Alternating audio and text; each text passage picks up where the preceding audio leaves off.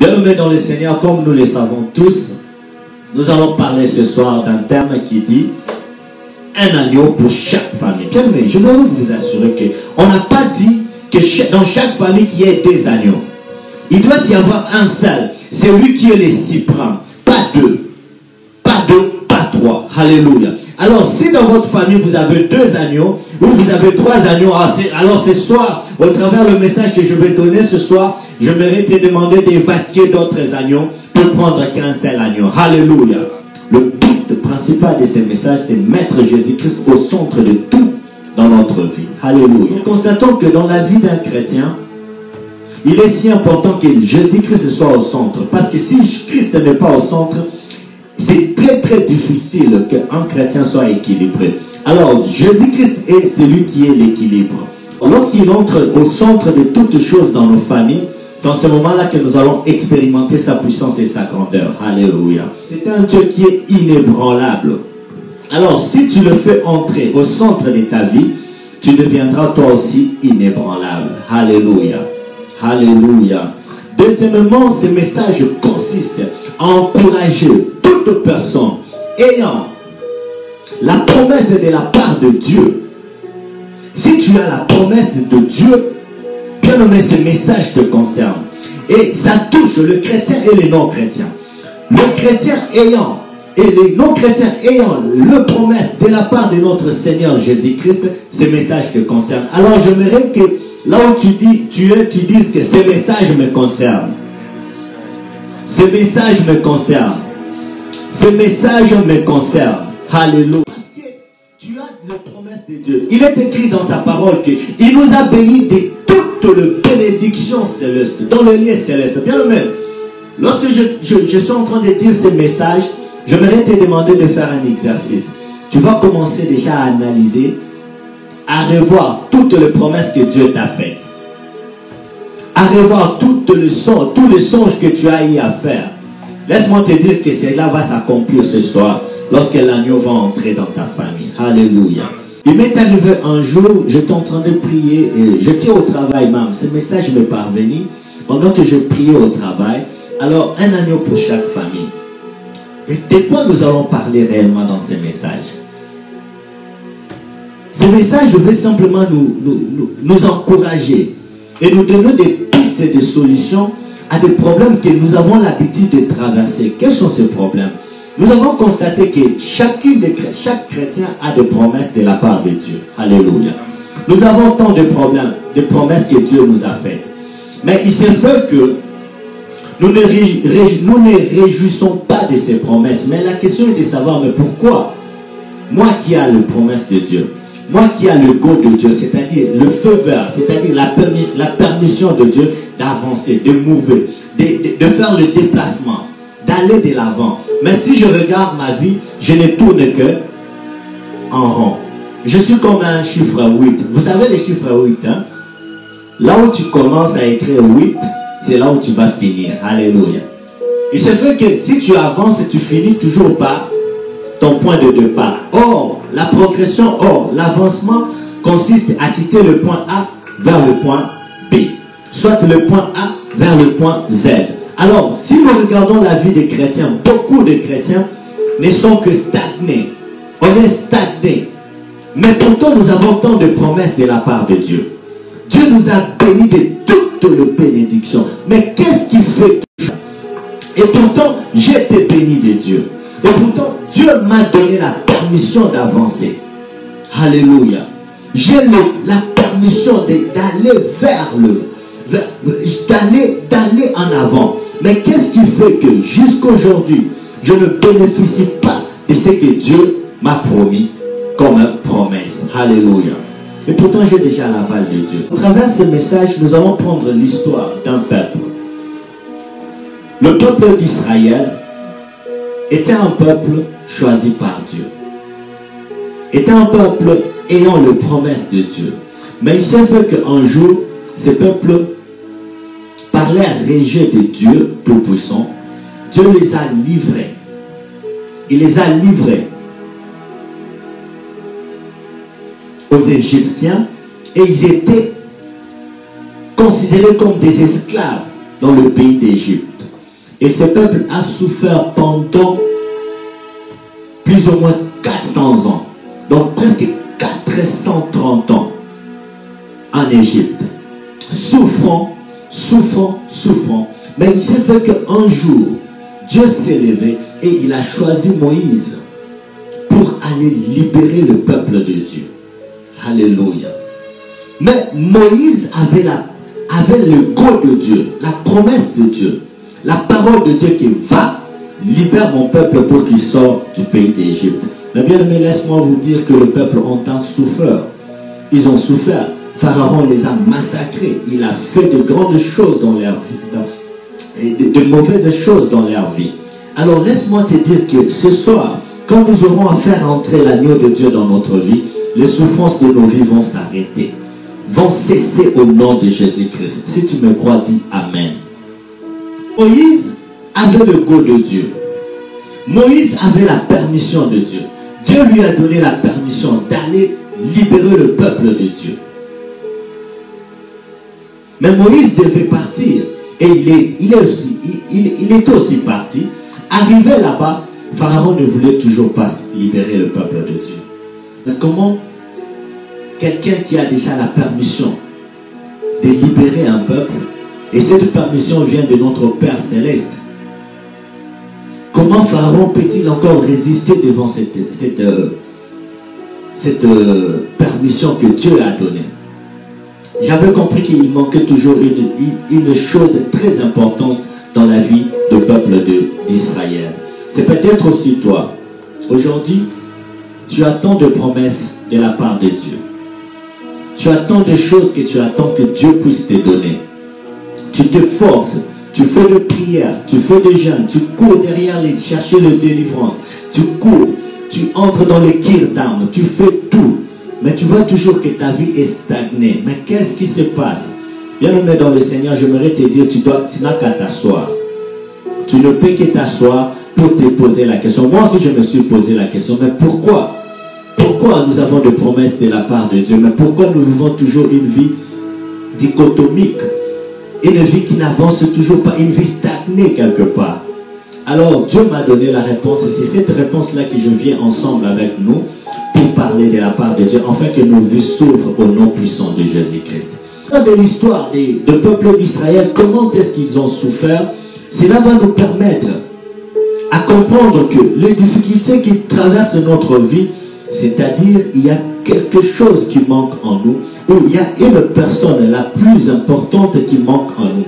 Dès que nous allons accepter de faire entrer cette personne dans notre vie, et nous allons voir nos vies commencer à changer. Alors, j'aimerais lire quelques passages. J'aimerais lire quelques passages ensemble avec vous, et nous allons progresser tout doucement. Je serai trop vite parce que j'ai beaucoup de passages à vous donner pour la gloire de Jésus-Christ. Alors je suis en Exode chapitre 3, le verset 7 à 10. Là, on va juste nous relater comment est-ce que Dieu s'est révélé à Moïse et comment Dieu a donné à Moïse la permission d'aller. Je lis au nom précieux de Jésus-Christ. Exode chapitre 3, le verset 7 à 10. La parole de Dieu nous dit ceci. L'Éternel dit à Moïse: je vis la souffrance de mon peuple qui est en Égypte, et j'ai entendu le cri que lui font pousser ses adversaires, car je connais ses douleurs. Alléluia. J'aimerais dire à une personne qui a la promesse de Dieu, j'aimerais dire à une personne que Dieu connaît, que Dieu a identifié déjà, que Dieu connaît tes douleurs. Alléluia. Ici, la parole de Dieu nous dit que Dieu s'est révélé à Moïse pour dire ceci, que j'ai vu la souffrance de mon peuple en Égypte. Bien aimé, j'aimerais signifier que l'Égypte ici représente le désert. L'Égypte ici représente le souffrance, le problème. Alléluia. Les ténèbres. Mais chose grave, pendant les ténèbres, Dieu voit la souffrance de son peuple.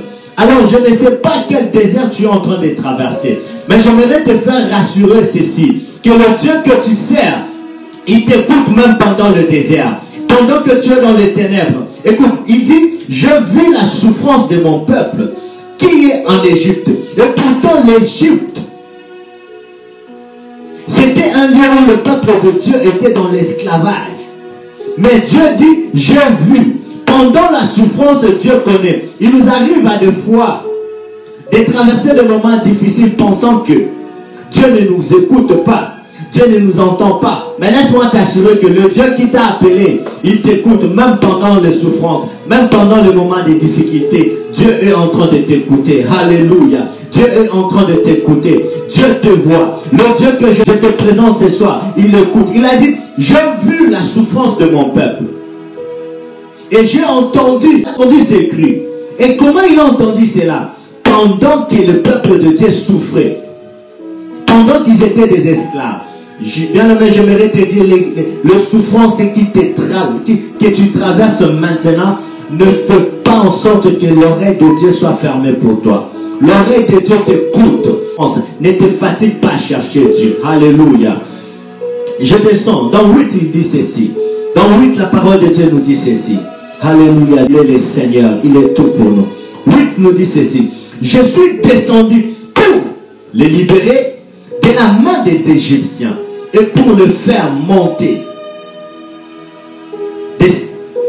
Pour le faire monter de ces pays dans un bon et vaste pays, dans un pays où coule le lait et le miel. Alléluia. Bien-aimé dans le Seigneur, j'aimerais te dire que ce soir, cette année, c'est une année où coulera le lait et le miel dans ta vie. À une seule condition, si tu acceptes Jésus-Christ. Alléluia. Il dit ceci. Je suis descendu. Écoute, lorsque Dieu descend, il y a deux mouvements qui se font. Il va faire deux choses. Il a dit, premièrement, je vais vous délivrer. Alléluia. Deuxièmement, il dit ceci. Il dit, pour vous faire monter. Alléluia. C'est pourquoi je vous ai dit que quand Dieu descend, il vient délivrer. Il ne délivre pas seulement, mais il nous fait aussi déplacer. Il y a la progression qui s'est faite. Alléluia. C'est-à-dire tu dois quitter le point A pour le point Z. Ce soir, je déclare comme un prophète dans ta vie. Même si le blocage était au nom de Jésus-Christ qui vient nous libérer, nous allons quitter le point A pour atteindre le point Z au nom puissant de Yahweh. Alors dans 9, il dit ceci. Maintenant, va, je t'enverrai auprès des pharaons et tu feras sortir d'Égypte mon peuple, les enfants d'Israël. Bien aimé. Alors, arrivé à ce niveau, nous comprenons que Moïse avait le go de Dieu. L'aval ou la permission, le feu vert de Dieu. Il a dit, va libérer mon peuple. Mais arrivé en Égypte, Pharaon ne voulait toujours pas libérer le peuple de Dieu. Mais la chose grave est que mais Moïse avait la permission de Dieu. Qu'est-ce qui fait que, ayant la promesse de Dieu, mais le peuple continue toujours à souffrir, le peuple continue toujours à être dans des difficultés. Qu'est-ce qui fait cela? C'était la question qu'on s'est posée. Moïse avait la permission de Dieu. Bien aimé, écoute, Moïse arrivé en Égypte, Moïse a fait toute forme de miracles, différents signes, de prodiges. Mais laisse-moi vous dire que malgré tout cela, Pharaon n'a pas voulu libérer le peuple de Dieu. Pharaon n'a pas voulu laisser les enfants de Dieu avancer. Pharaon n'a pas voulu laisser les enfants de Dieu progresser. Pharaon n'a pas voulu les libérer pour qu'ils soient libres. Bien-aimés dans le Seigneur, c'est peut-être notre cas. Nous avons la promesse de la part de Dieu. Nous avons l'aval de Dieu. Nous avons la permission de Dieu de progresser. Mais lorsque nous regardons notre vie, il y a un pharaon qui arrête toujours notre vie. Il y a un pharaon qui arrête toujours notre progression. Il y a un pharaon qui ne veut plus que nous puissions avancer. Mais laisse-moi te dire que au travers de ce message, ce pharaon va tomber. Alléluia. Ce pharaon va tomber. Il est à notifier que Pharaon peut représenter les difficultés que nous traversons. Pharaon peut représenter les maladies que nous avons. Pharaon peut représenter le manque que nous avons. Pharaon peut représenter toutes les épreuves de la vie que nous sommes en train de traverser. Écoute, peut-être au travers de ces problèmes-là, ces difficultés, tu as cherché Dieu de tout ton cœur. Tu es entré dans des prières, dans des jeûnes, tu es passé par des délivrances, tu es passé par des choses, tu as tout donné, tu as tout fait, mais tu te rends compte toujours que la souffrance continue. Bien-aimé, il est temps de s'asseoir. 2021, nous devons s'asseoir, comprendre que pourquoi ces malheurs ne veulent pas nous laisser. Pourquoi ces problèmes ne veulent pas nous laisser. Moïse a crié, il a parlé, mais Pharaon ne voulait pas les laisser. Bien-aimé dans le Seigneur, c'est peut-être une maladie que tu as. C'est peut-être une maladie que tu as. Tu es en train de prier, gêner pour cette maladie, mais la maladie persiste toujours. Mais ce soir, je te dis, j'ai une solution pour nous tous. À travers cette solution, quand il va entrer en nous, cette maladie partira d'elle-même au nom de Jésus-Christ. Cette manque partira d'elle-même au nom de Jésus-Christ.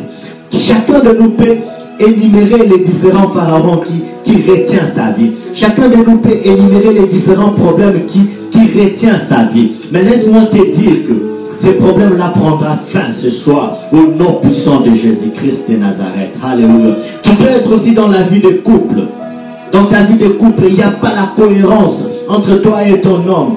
C'est peut-être un pharaon qui est derrière cela. Mais laisse-moi te dire, lorsque l'agneau va entrer dans ta famille, la solution va se présenter au nom puissant de Jésus-Christ de Nazareth. Alléluia. Alléluia. Voilà, je disais, Moïse a tout dit. Il a tout fait. Mais il y avait toujours une manque quelque part. Alors, Dieu étant amour, il a compris. Il a appelé Moïse. Il a dit, ok Moïse, trop c'est trop. Tu as beaucoup fait. Mais cet homme ne veut toujours pas libérer mon peuple. Mais maintenant, il va les libérer. Tu sais, Dieu devait révéler à Moïse cette théorie. C'est peut-être aussi ton cas. Tu as fait des prières, tu as cherché les délivrances. Tu es allé faire des jeûnes. Mais la situation ne change pas. Mais laisse-moi te dire, lorsque toutes les théories, lorsque toutes les stratégies que tu as appliquées échouent,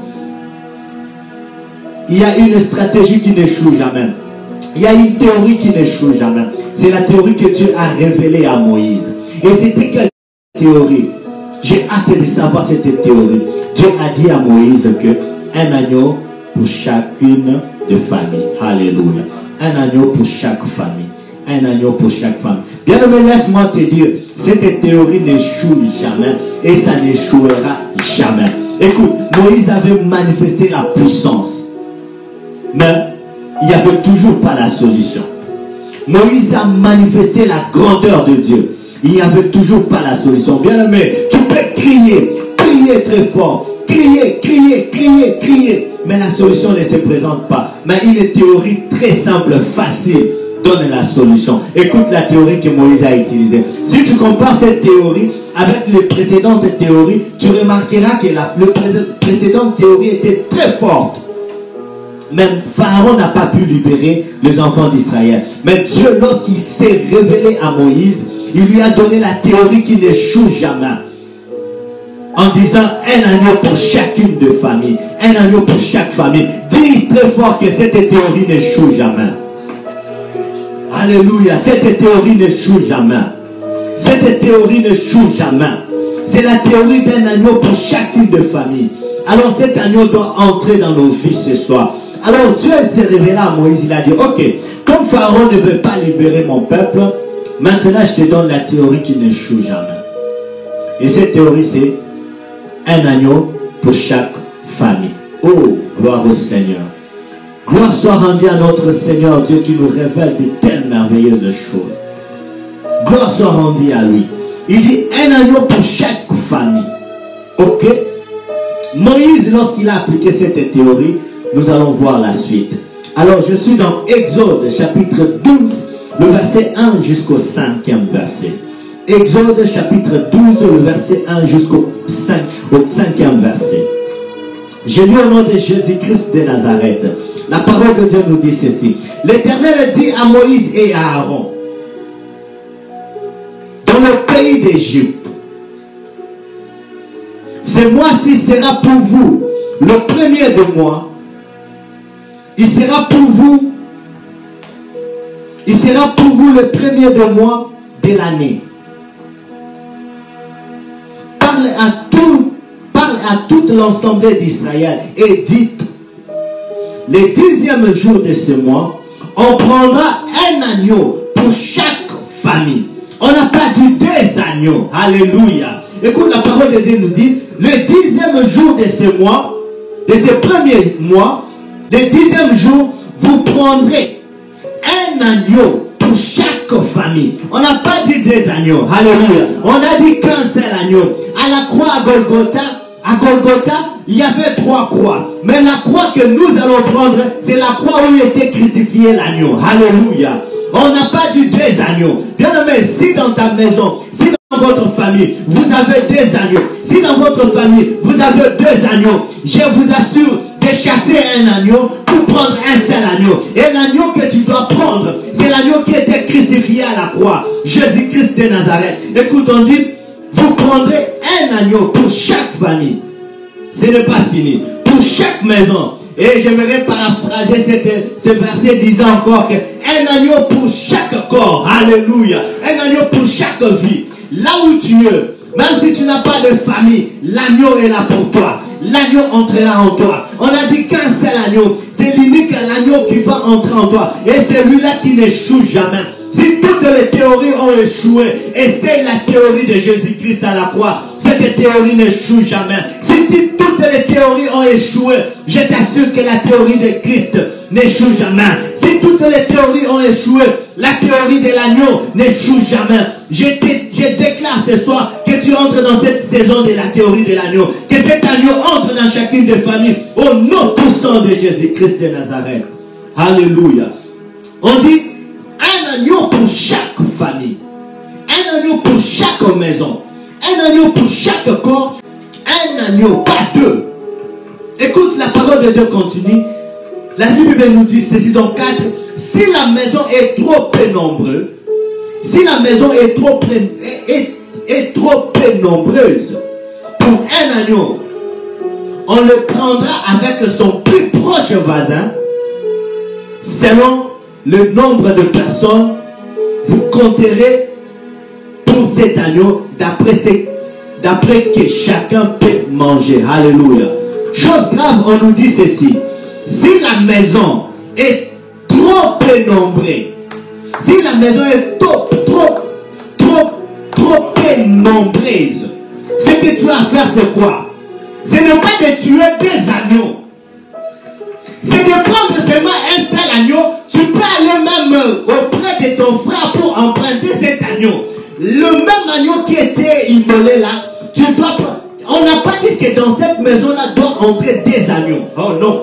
Est-ce qu'il y a quelqu'un qui me comprend? Est-ce qu'il y a quelqu'un qui me comprend? Est-ce qu'il y a quelqu'un qui me comprend?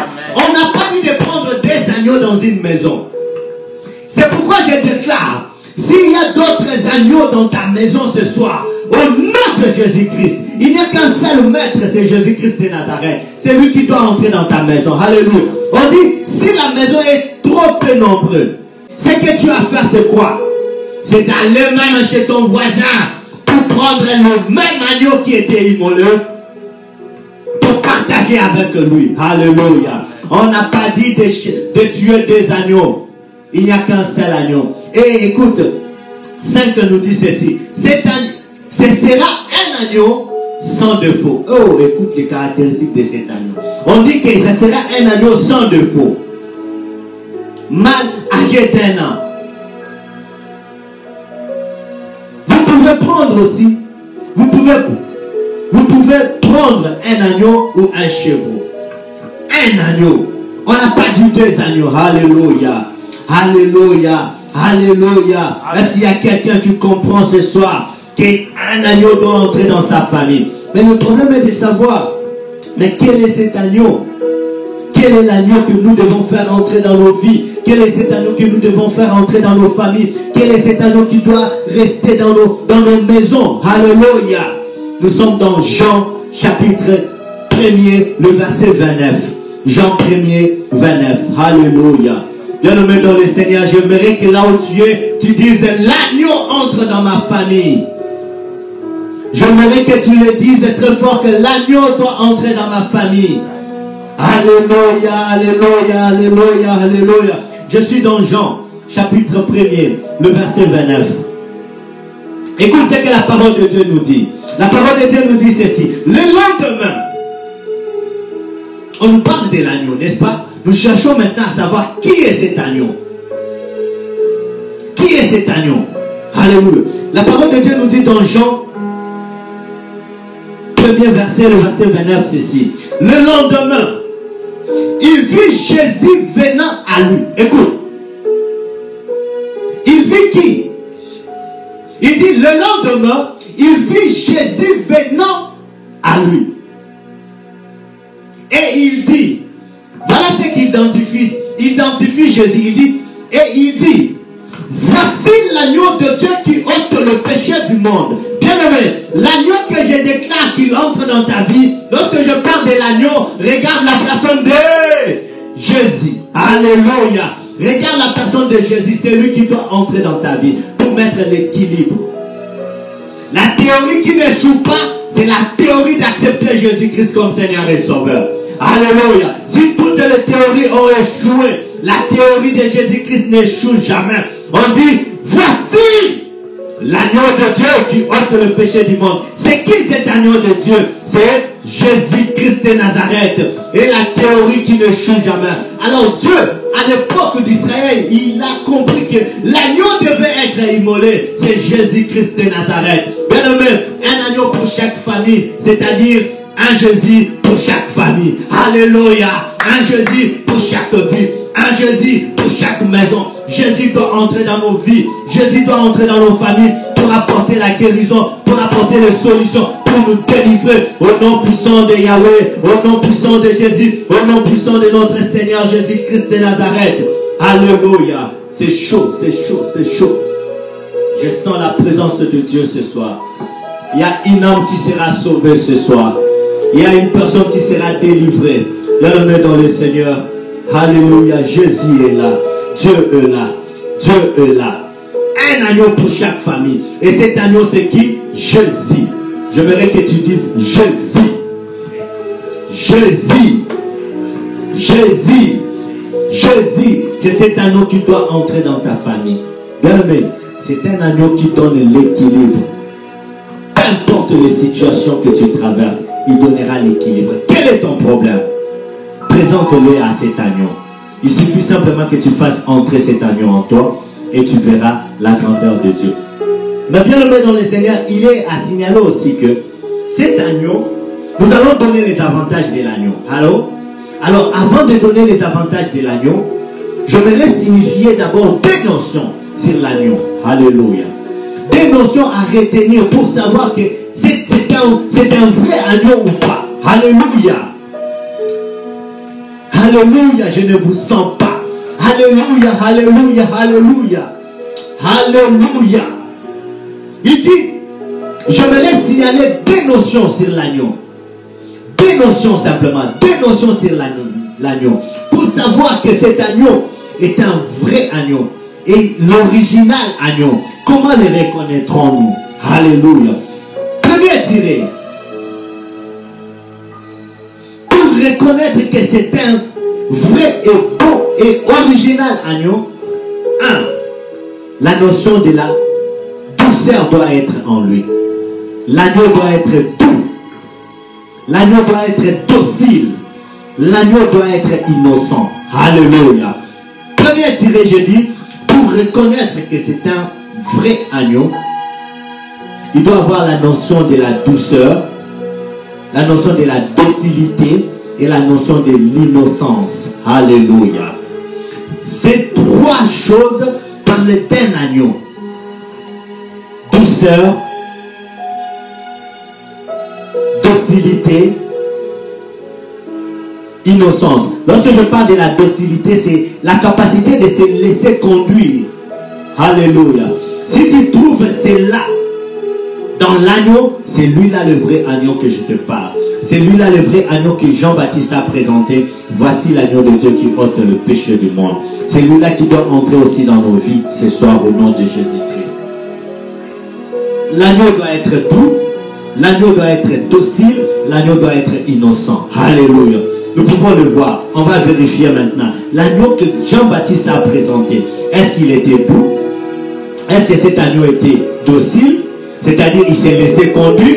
Est-ce que cet agneau était innocent? Nous allons vérifier le premier critère. Alléluia. Vérifions tous ensemble. Je suis dans Ésaïe chapitre 53. Ésaïe 53. Ésaïe 53, le verset 6 à 9. Ésaïe 53, 6 à 9. Lisons tous ensemble. Nous étions tous errants comme de brebis. Chacun suivait sa propre vie. Et chacun suivait sa propre voie.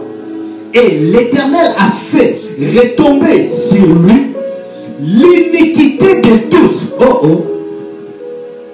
L'Éternel a fait retomber sur cet agneau l'iniquité de tous. C'est-à-dire, en d'autres termes, on voit déjà que cet agneau était innocent. Le premier critère est là. Alléluia. On voit déjà que cet agneau était innocent. Oh. On fait retomber l'iniquité des autres sur lui. Cet agneau était innocent. On dit encore que l'agneau doit être doux, docile et innocent. On voit déjà l'innocence. On fait retomber la charge des autres sur lui, mais il les supporte. Et 7 nous dit ceci. Il a été maltraité et opprimé, et il n'a pas ouvert la bouche. Oh oh. Oh oh. Même à la boucherie, à une brebis muette, devant ceux qui le tordent, il n'a point ouvert sa bouche. Oh oh. Innocent, douceur. Nous avons déjà l'innocence et la docilité. Alléluia. Il a été mené. La docilité, c'est la capacité de se laisser conduire. On dit qu'il était retranché de la terre de vivants et frappé pour le péché de mon peuple. Alléluia. Frappé pour le péché de mon peuple. Frappé pour le péché de mon peuple. Wow. Nous voyons déjà que le premier critère de l'agneau a été accompli. Alléluia. Alléluia. Alléluia. Le premier critère qui dit quoi? L'agneau doit être doux. L'agneau doit être docile. L'agneau doit être innocent. C'est accompli. Et le deuxième critère, c'est quoi? La deuxième notion que nous devons retenir de l'agneau, c'est l'agneau doit se livrer, doit être capable de se livrer en faveur des autres. Alléluia. L'agneau doit être capable de se donner aux autres. L'agneau doit être capable de se sacrifier pour la vie des autres. Le premier critère, c'est la docilité, la douceur et l'innocence. Le deuxième critère que l'on trouve dans l'agneau, l'agneau doit être capable de se livrer en faveur des autres. Alléluia. Nous allons vérifier cela dans les Écritures. Nous prenons Ésaïe, chapitre 53 toujours. Le verset 10 nous dit ceci. Il a plu à l'Éternel de le briser par la souffrance. Wow. On l'a brisé. Il a plu à l'Éternel de le briser par la souffrance. Après avoir livré sa vie en sacrifice pour le péché des autres. Wow. Nous voyons déjà la capacité qu'il avait de se livrer pour que les autres aient quoi? La vie. L'agneau. L'agneau Jésus-Christ de Nazareth. C'est le vrai agneau que je te parle ce soir. Le vrai agneau qui a accompli tous les critères d'un agneau. Alléluia. Il a été livré pour que d'autres personnes aient la vie. Il a donné sa vie. C'est bien écrit. Et on continue. Il verra une postérité et prolongera ses jours.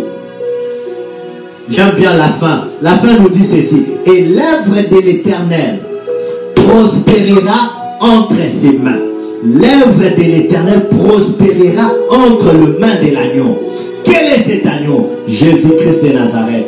C'est-à-dire pour prospérer dans le promesse que Dieu t'a fait. La prospérité est entre les mains de qui? De cet agneau. On dit l'œuvre de l'Éternel. Dans notre version, on dit le projet de l'Éternel prospère dans les mains de l'agneau. De ce Jésus-Christ de Nazareth. Alléluia. Nous avons conclu. Par là, nous avons les caractéristiques de cet agneau. Alors pour finir, J'aimerais juste vous donner maintenant les avantages ce soir de toutes les familles qui vont accepter de recevoir cet agneau. Alléluia. Êtes-vous prêts pour que l'agneau entre dans vos familles? Moi, je suis prêt pour qu'il entre dans ma vie, dans ma famille, dans tous les domaines de ma vie, dans le ministère, dans tout, au nom de Jésus-Christ. Écoute maintenant, pour finir, je vais donner les avantages maintenant. Les avantages de cet agneau. Wow.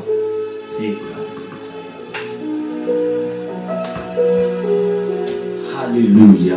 Alléluia, Jésus. Seigneur, visite une famille ce soir. Seigneur, visite un corps ce soir. Seigneur, visite-nous pour la gloire de ton Saint-Nom. Nous sommes là pour toi, Rabbi. Nous sommes là pour toi. Manifeste aussi ta puissance. L'agneau immolé, l'agneau de Dieu. Gloire au Seigneur. Alléluia. Alléluia. Alors pour finir, nous donnons maintenant les avantages de toutes les familles qui ont accepté ce soir de faire entrer l'agneau de Dieu dans leur famille.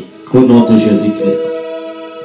Notons, il y a 5 avantages que j'ai relevés. Alors, j'aimerais signaler aussi que la liste est non exhaustive. Alléluia. C'est-à-dire, les avantages sont tellement nombreux. Alors, moi, j'ai juste énuméré 5 avantages.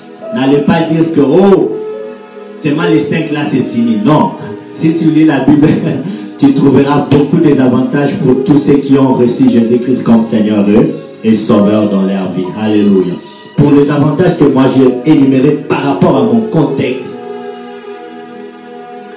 j'ai énuméré ceci. Premièrement, premier tiré, c'est lui qui accepte l'agneau d'entrer dans sa vie. Il est à signaler ceci, bien-aimé, avant de citer, il est à signaler ceci, que l'agneau est disponible. Lorsque Jean-Baptiste a vu l'agneau, c'était l'agneau qui venait vers Jean-Baptiste. Alléluia. Vous comprenez? C'est-à-dire ce soir, l'agneau vient vers votre maison. C'est à vous d'ouvrir la porte pour qu'il entre. Il est à la porte, il est en train déjà de toquer. Alléluia. Maintenant, écoutons les avantages. Le premier avantage est que si l'agneau entre dans ta famille, si l'agneau entre dans ta maison, si l'agneau entre dans ta vie, premier tiré, tu as la vraie délivrance. Je dis la vraie délivrance. Pas la délivrance que les gens prononcent à tout moment. La vraie délivrance. Alléluia. Nous pouvons voir cela dans Jean chapitre 8, le verset 36. Premier tiré, si tu fais entrer l'agneau dans ta vie, si tu fais entrer l'agneau dans ta famille, premier tiré, tu as la délivrance. Pas n'importe quelle délivrance, la vraie délivrance. Écoute ce que la parole de Dieu nous dit. Nous lisons au nom de Jésus-Christ. Si donc le Fils vous affranchit, vous serez réellement libre. La délivrance ne dépend pas de courir derrière les hommes de Dieu. La délivrance ne dépend pas de courir derrière les choses de ce monde. Mais la vraie délivrance, c'est d'accepter l'agneau d'entrer en nous. D'accepter Jésus-Christ de venir en nous. On nous dit dans sa parole que si Christ nous a franchis, nous serons réellement libres. Une autre version me dit ceci. Si donc le Fils qui vous donne la liberté, alors vous serez vraiment libre. Alléluia. Est-ce qu'il y a quelqu'un qui peut accepter Jésus-Christ pour qu'il reçoive la délivrance? Je dis premier tiré. Premier avantage est que si tu reçois, tu fais entrer Jésus-Christ dans ta vie, tu as quoi? La vraie délivrance. Shalom, peuple de Dieu. La vraie délivrance. Et deuxièmement, deuxième tiré, nous continuons. Deuxième tiré. Gloire au Seigneur. Gloire au Seigneur. Yahweh accorde la délivrance dans nos vies. Accorde la délivrance dans la vie de quelqu'un qui me suit ce soir. Accorde la délivrance dans la vie de celui qui me suit ce soir. Bien-aimé, Si tu acceptes le Seigneur Jésus-Christ comme Seigneur et Sauveur dans ta vie et tu le fais entrer en toi, tu as la vraie délivrance. Pas n'importe quelle délivrance. Tu n'as pas à courir derrière les hommes de Dieu. Tu n'as pas à faire de pratiques. Écoute, Moïse avait fait des pratiques, des miracles. Tout cela n'avait apporté à rien. Dieu voulait le faire montrer simplement que ce qui libère, c'est lorsque l'agneau entre dans la vie de tout un chacun. Alléluia. Lorsque l'agneau est entré, le peuple de Dieu était libre. Ils sont partis. Alléluia. Premier tiré, c'est si tu as l'agneau, tu acceptes que Jésus-Christ entre dans ta vie, tu as la vraie délivrance. Je peux continuer? Est-ce qu'il y a quelqu'un qui m'a compris? La vraie délivrance. Tu n'as pas à courir derrière les hommes de Dieu. Tu n'as pas à courir. Je ne dis pas de respecter les hommes de Dieu. Non. Je dis d'accepter Jésus-Christ comme Seigneur et Sauveur. C'est en ce moment-là que tu auras la vraie délivrance. Alléluia. La vraie délivrance ne se donne pas par la multiplication des jeûnes. Non. Par la multiplication de quoi que ce soit. Non, c'est la grâce qui vient de Dieu. Il faut simplement accepter Christ et tu seras libre. Il dit, si Christ vous a franchi, vous serez réellement libre au nom de Jésus-Christ de Nazareth. Gloire au Seigneur. Gloire au Seigneur. Alléluia Jésus. Deuxième tiré. Si nous acceptons Jésus-Christ dans notre vie, deuxième tiré, il y a la progression. Tout le monde disons la progression. Il y a la progression. Alléluia. Dis la progression. Écoute bien aimé dans le Seigneur. Deuxième tiré, c'est la progression. Je voudrais dire, la progression c'est quoi? La progression c'est une marche en avant. Pas marche en arrière, mais marche en avant. Auparavant, lorsqu'on n'avait pas encore accepté Jésus, on avait les promesses, mais nos vies étaient comme sous forme de 8. Là où j'ai commencé à écrire 8, c'est là où je finis. Ma vie était ronde. Je tournais qu'en rond. Je n'avançais pas. Mais ici, on me dit, si j'accepte l'agneau de Dieu d'entrer dans ma vie, dans ma famille, je vais progresser. La progression, c'est quoi? C'est une marche en avant. Alléluia. Marche en avant, pas en arrière. Pas sur place, mais en avant. Alléluia. La progression, c'est quoi? La progression, c'est un développement. L'accroissement ininterrompu. L'accroissement que quelqu'un de ce monde ne peut jamais arrêter. Ah! Je voudrais dire à quelqu'un que si tu acceptes Jésus-Christ dans ta vie, tu as un accroissement que quelqu'un ne peut jamais arrêter. Tu as un développement que quelqu'un ne peut jamais arrêter. Qui est cet homme-là qui peut se lever devant ta vie? Qui est cet homme-là qui peut arrêter ta vie? Qui est cet homme-là qui peut arrêter ta santé? Qui est cet homme-là qui peut t'empêcher de progresser? Parce que l'agneau est entré dans ta vie. Tu dois avoir la progression au nom de Jésus-Christ. C'est automatique. Quand tu acceptes l'agneau, tu as la progression. J'ai dit la progression, c'est quoi? C'est une marche en avant. Marche en avant. Tous nous allons quitter le point A. Si on dit marche en avant, c'est-à-dire nous allons quitter le point A pour aller au point Z. Tout le monde, nous allons entrer ce soir dans nos promesses au nom de Jésus-Christ. Chacun de nous entrera dans ses promesses au nom de Jésus-Christ. Chacun de nous entrera dans ses promesses au nom de Jésus-Christ. Chacun de nous entrera dans ses promesses au nom de Jésus-Christ. La progression. La progression, c'est quoi encore? C'est l'avancement, le développement par degré. Alléluia. Les gens vont quantifier notre bénédiction maintenant. Elle sera grande, grande, grande, grande parce que l'agneau est entré en nous. Au nom de Jésus-Christ. Gloire au Seigneur. La progression. Nous pouvons vérifier cela dans les Écritures. Nous prenons Exode, chapitre 3, le verset 8. Exode 3, 8. La progression. Oh, l'agneau immolé. C'est une année bénie pour nous. C'est une année bénie pour nous d'accepter l'agneau de Dieu. Dès le premier mois de l'année, l'agneau est entré en nous. Il va apporter la solution en toutes choses. Oh, alléluia, Hosanna, Hosanna. Alléluia, Hosanna, alléluia, Hosanna, alléluia, Hosanna. Je suis dans Exode chapitre 3, le verset 8. Gloire au Seigneur Yahweh, gloire au Seigneur. L'agneau vient agir encore. Exode 3, 8 nous dit ceci. Je suis descendu. Écoute, lorsque l'agneau descend, écoute, j'ai dit, je suis descendu pour délivrer. Écoute ce que l'agneau fait en première position. La délivrance, c'est la première étape qu'on vient de passer. Il a dit, je suis descendu pour délivrer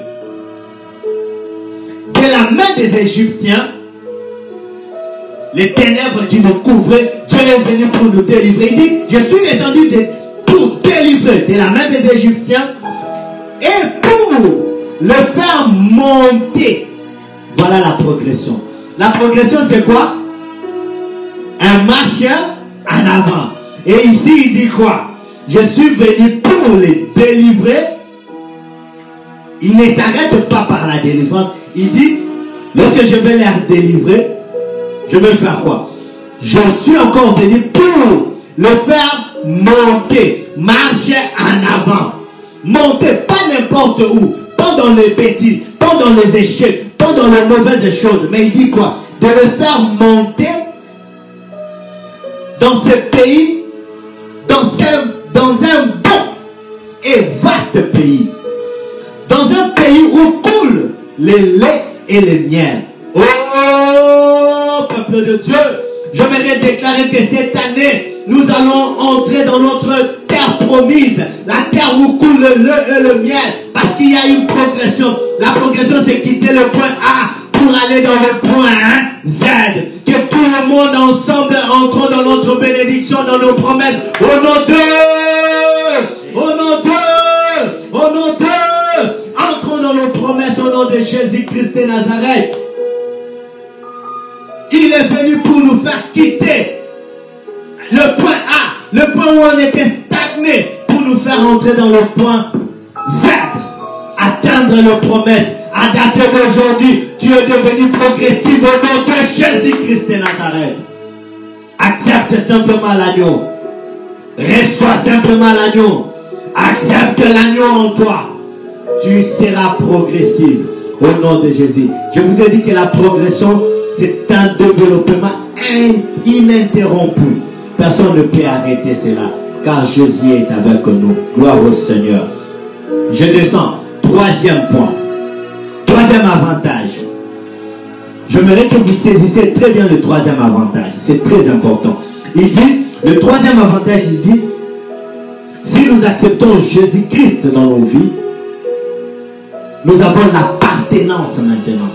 L'appartenance, l'identification, l'appartenance. Alléluia.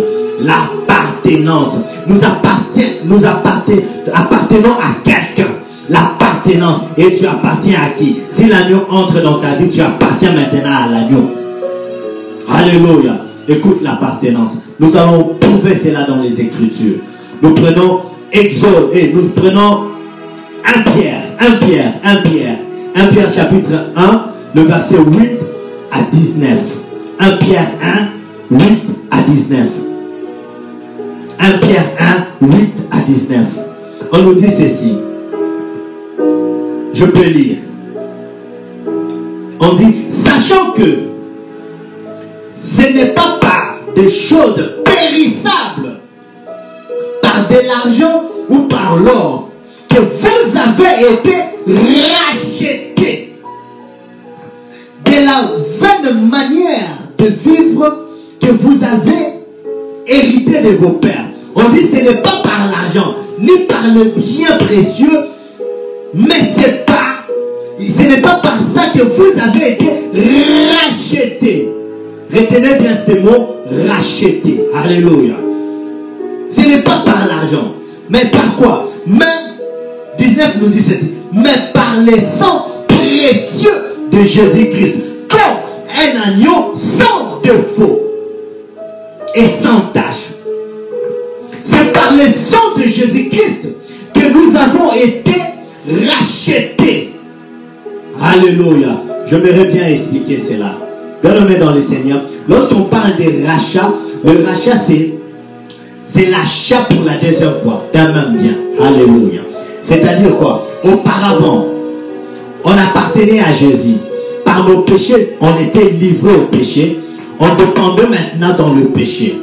Mais par le rachat, Dieu a vu que cet être est très important pour moi. Il est encore venu lui-même.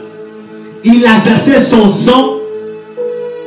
Il a versé son sang et il nous a rachetés. C'est-à-dire, il nous a achetés pour la deuxième fois. Alléluia. Et il nous a achetés non par l'argent, non par les matériaux précieux, mais il nous a rachetés par son propre sang. Je vais parler maintenant de l'achat. Écoute, suivez-moi très bien. Là, je vais relever quelque chose. Je parlerai de l'agorazo et l'exagorazo. Ce sont des termes qui déterminent. Le rachat veut simplement dire la rédemption. La rédemption, c'est la délivrance par le paiement d'un prix. Alléluia.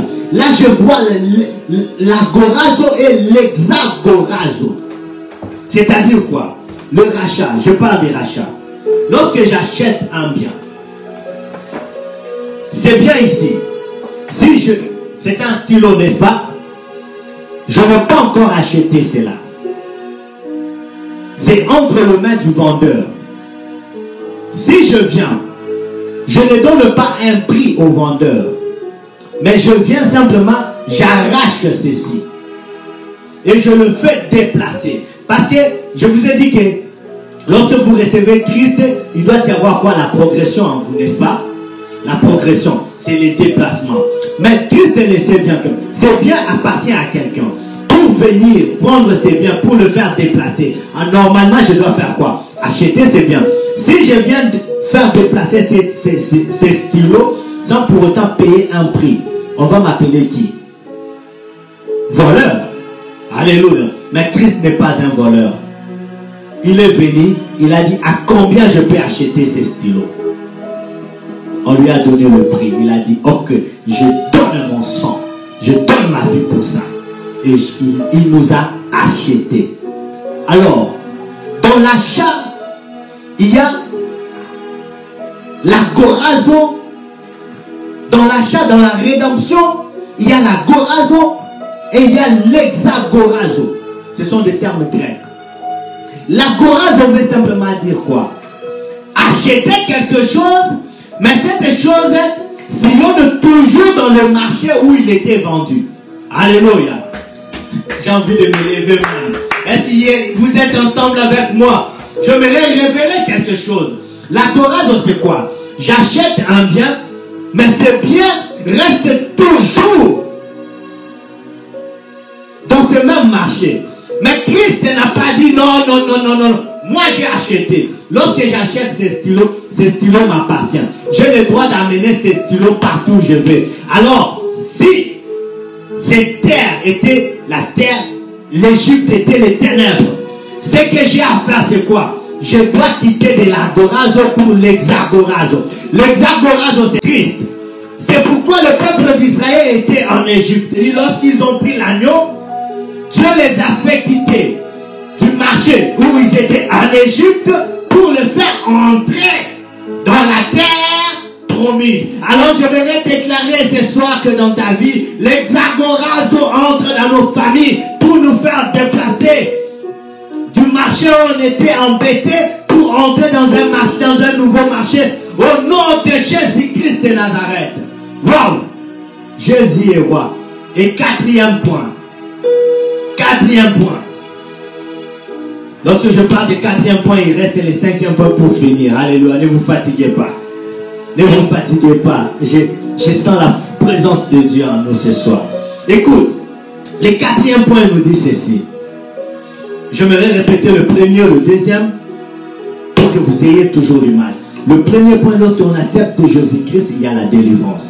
Deuxième point, il y a quoi? La progression. Et troisième point, il y a l'identité. Jésus nous a identifiés à lui, c'est-à-dire il nous a achetés dans un marché. L'agorazo, alléluia. Il nous a achetés. nous appartenons maintenant à Jésus et non aux hommes. Maintenant, il doit nous amener maintenant dehors. Pour nous amener dehors, c'est l'exagorazo. Alléluia. En dehors de ces lieux où on était des souffrants, on était en train de perdre nos vies. Et quatrième point, c'est quoi? Les transferts.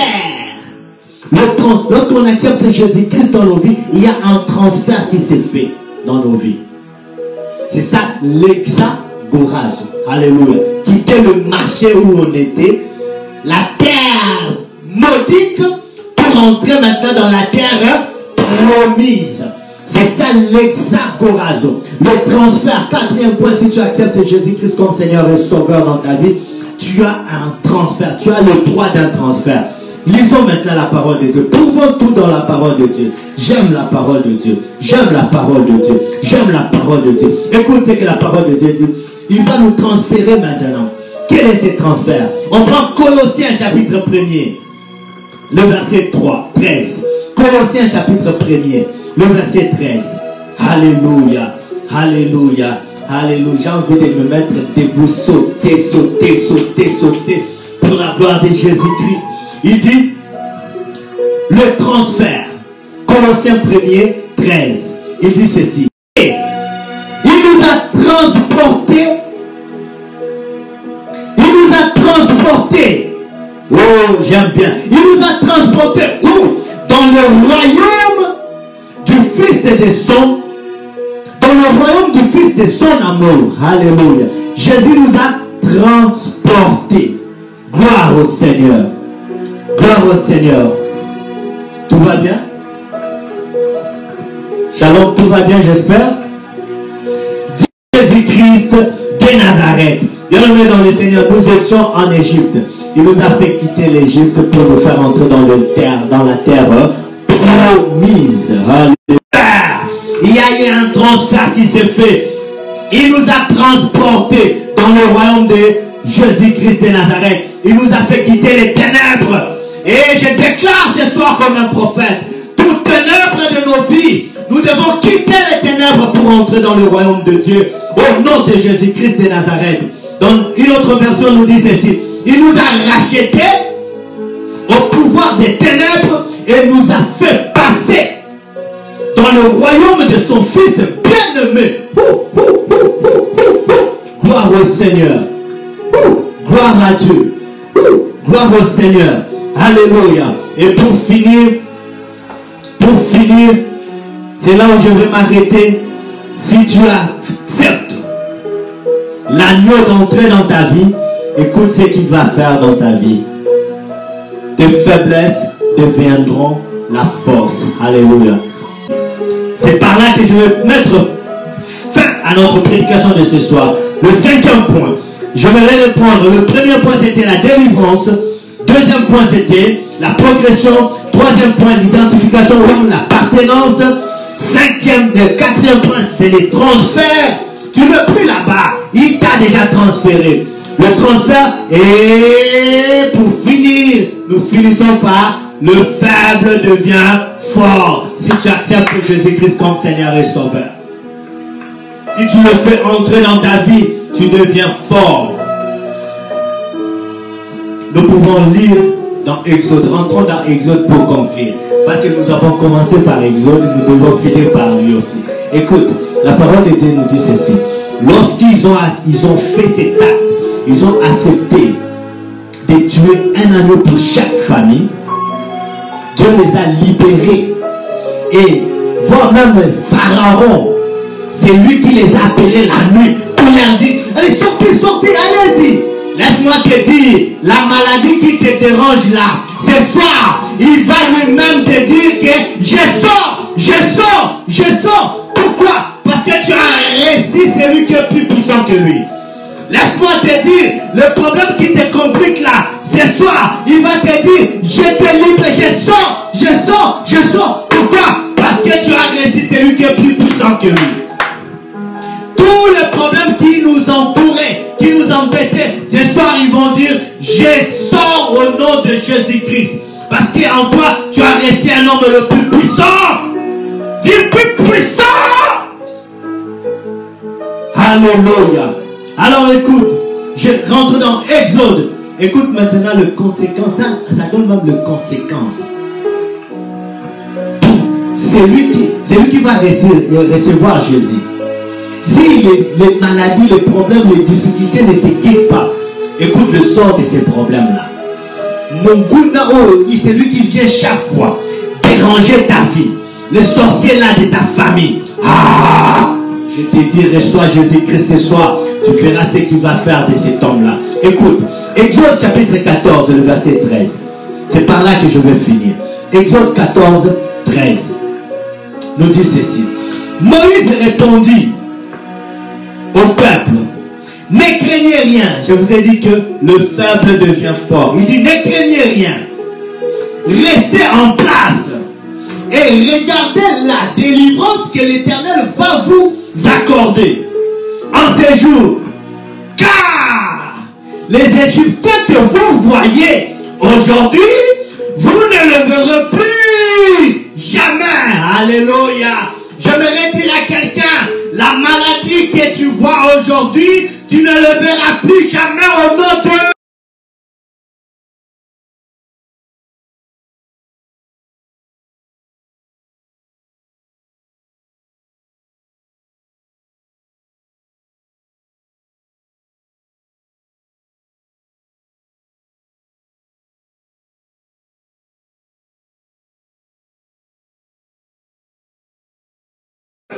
Si tu fais entrer l'agneau dans ta vie, les difficultés que tu es en train de traverser ce soir, tu ne le verras plus jamais au nom de Jésus. Si tu fais entrer l'agneau dans ta vie, le problème qui entoure, qui embête ta vie, tu ne le verras plus jamais au nom de Jésus. Au nom de Jésus. Au nom de Jésus. Je verrai que tous ensemble nous disons, car les problèmes que nous voyons, nous ne les verrons plus jamais.